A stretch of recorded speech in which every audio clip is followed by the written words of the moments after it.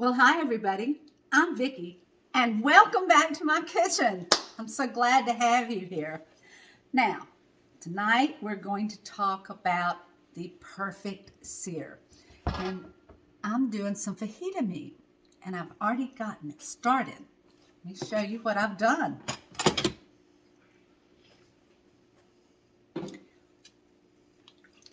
I cooked a chicken breast in the sous vide. Now, you don't have to cook your chicken breast ahead of time. The tips that I'm going to give you are perfect for raw meat or meat that you already have done. But I took an extra large chicken breast and I took the meat tenderizer on the smooth side and pounded it flat. Then I put it in the sous vide machine, which is a multi-cooker.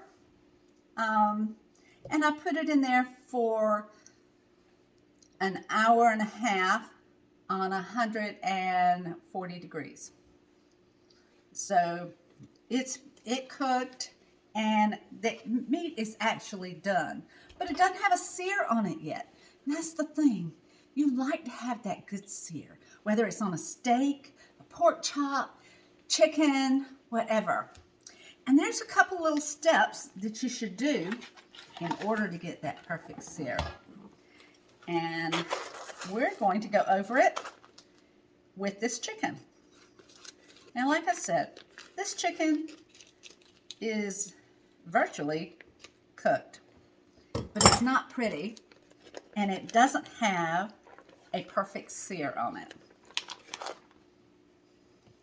So I'm actually going to take a towel. This is a chef's towel. I have a lot of them, and I use it to dry off my meats.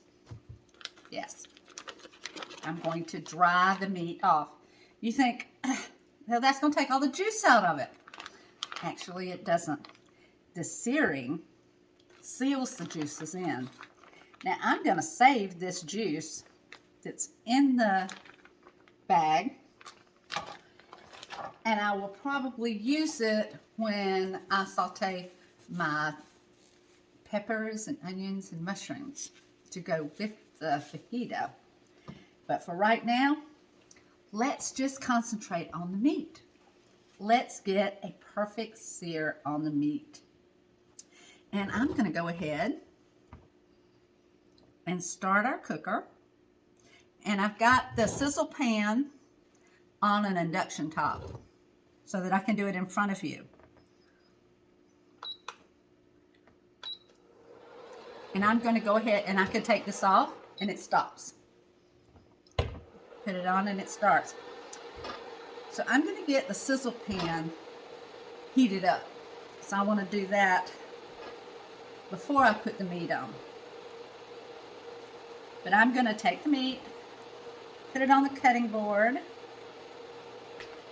pat any excess juice off, and I'm going to find the grain on this chicken. The grain is right there, so I'm going to cut it against the grain. Let's get rid of that.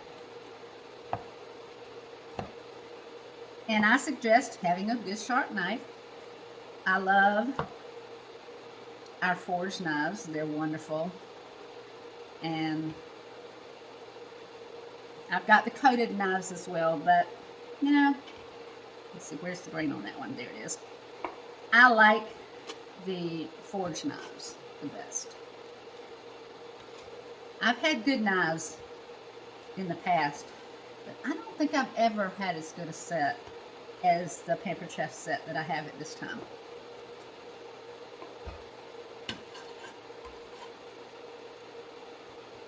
Now I got a little aggressive pounding this, so some of this is going to come apart. Okay, there's the grain running this way. So I'm actually going to cut it on a diagonal.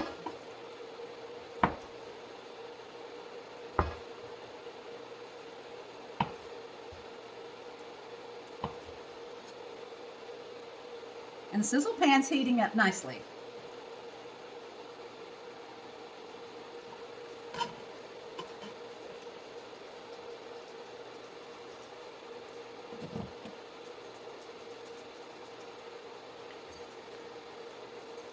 Now I like to keep my knives clean. I'll wash them by hand when I get through. It's not a must, but I like to do that. So we've got our meat done, and what I'm going to do is pour olive oil. Of course it's Georgia Olive Farms olive oil, you know that. Those of you that are used to watching me. And look, I hope you can, let me move this a little closer. I hope you can see how the olive oil is moving. It's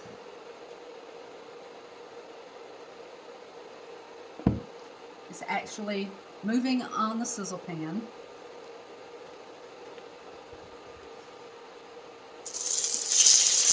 This is called a sizzle pan for a reason. It sizzles well.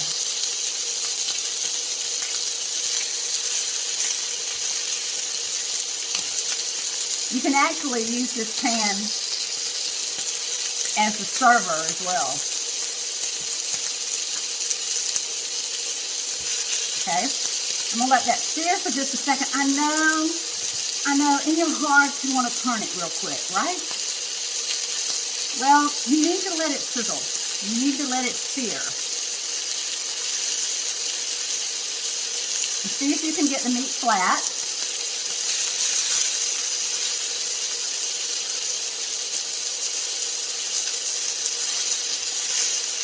And again, I'm cooking on a small induction top, so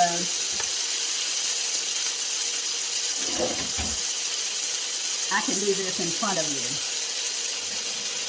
See if I can get it a little bit further out. Can you see that? Okay.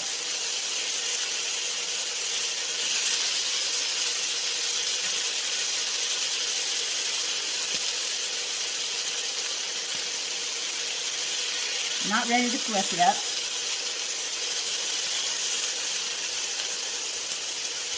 But it is starting to brown. I know, it's so hard not to start flipping it, isn't it? I just like to see it, the golden brown.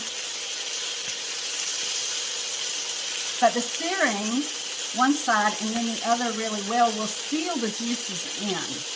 And then your fajitas or your steak or your pork chop, whatever you're cooking, the juices will be sealed in really well. I love using the sous vide, but if you don't have a sous vide, you can cook this on the top. You can put it in a pressure cooker even. The multi-cooker is also a pressure cooker, and just pressurize it just a little bit, then take it out and cut it and sear it. And see how we're coming. Ooh, look how pretty it's starting to look. You want that caramelization on this meat.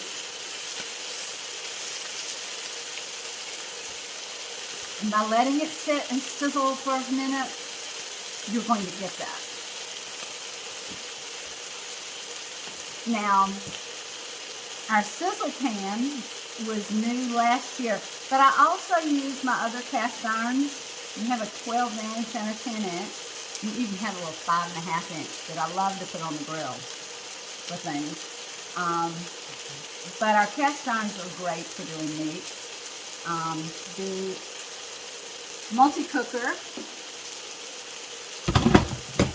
for making the perfect steak, I'm going to tell you, a multi-cooker with a sous vide function is the best. All right, let's start flipping. Look at the caramelizing that's happening.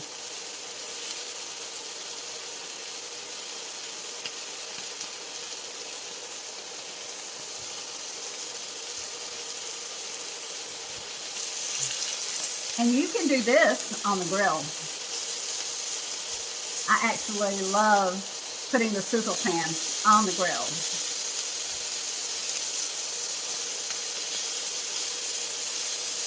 Have any of you ever seen my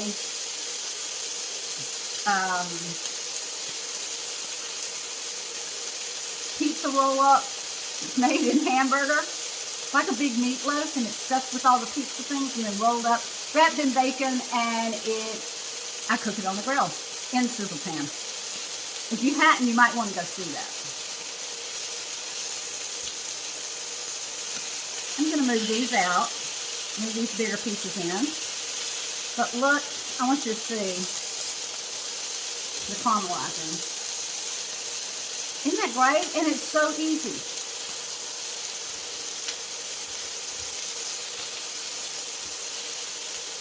Now,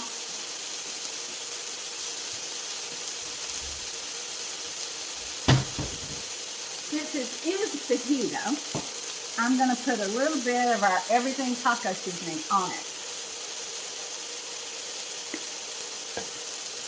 Let's see if this is ready to flip. Woo! Looks beautiful.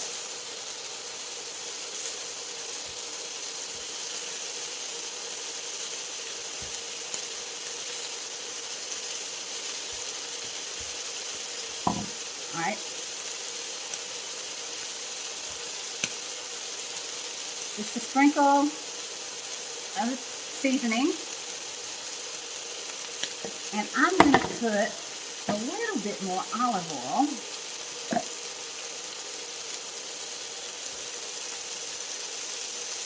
And I run it in between the meat.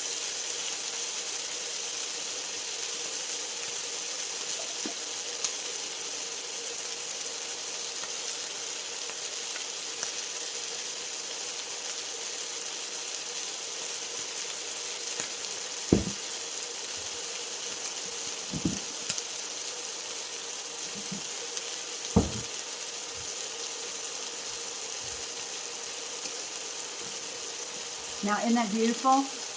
You can, like I said, you can do this with any type of meat to get a good sear. You know, I heard somebody the other day, they were in the store, their Art and Soul in downtown Valdosta, and they said, I just can't get used to that sous vide machine. Everything tastes like boiled meat. It doesn't. It's actually not finished when you get it to the right temperature and let it cook. By searing it, you change the texture and you change the taste. And sous vide is meant for a sear afterward, after you get it to the right temperature. So those of you who thought about a sous vide machine and just the thought of the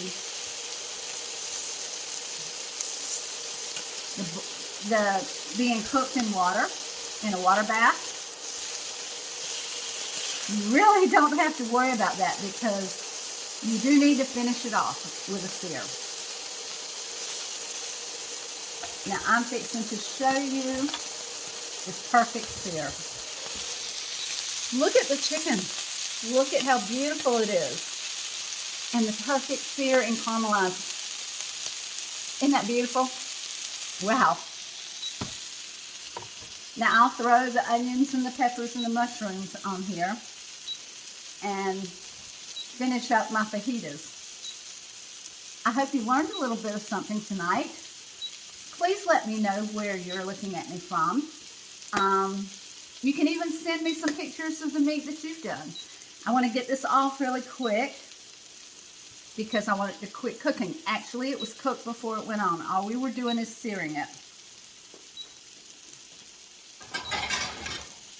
After you take it off, you want your meat to stand for 5 minutes. That's 5 minutes. Don't touch it. Don't do anything. Let it stand for 5 minutes so the juices redistribute in there.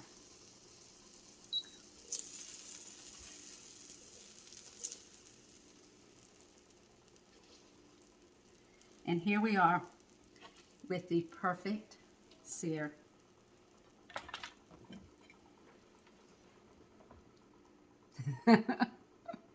Wow, that's a lot from one chicken breast, isn't it? As I always tell you, give someone your beautiful smile today. Makes you feel good on the inside. And you know, you just could make somebody that's having a bad day have a better day. A smile and a kindness is a perfect gift. I hope you're enjoying my YouTube videos. Be sure to subscribe and be sure to share. I love hearing from you, so post and tell me how you're doing.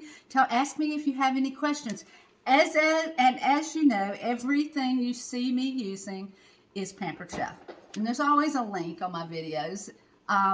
If you have any questions about it, there's always a way to contact me. So please be sure and let me know. And come back soon.